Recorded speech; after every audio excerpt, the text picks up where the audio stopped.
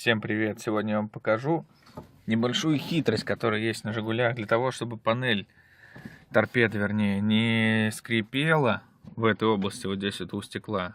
Есть такая небольшая штучка, интересная хитрость такая, типа лайфхак.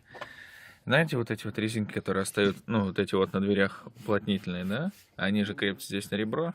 И когда вы их поменяете, если у вас останется вот такая вот резиночка уплотнительная, не выбрасывайте ее, потому что она очень здорово. Вот такая вот резиночка подходит вот сюда. Вы просто ее одеваете. Она очень удачно сюда подходит. Такое ощущение, что она здесь и должна была быть. Заправляется.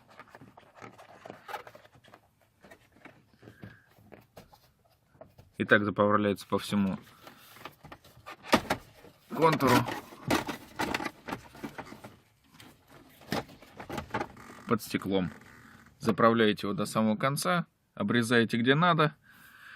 Вставляете обратно торпеду. Она абсолютно вообще никаким образом не мешает ей. Но встает сюда вот в эти резинки достаточно плотно. И не издает никакого шума, никакой вибрации.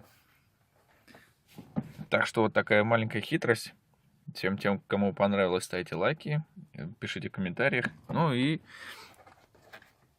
делайте так, чтобы ваши Жигули не гремели. Вот. Всем спасибо. До новых встреч.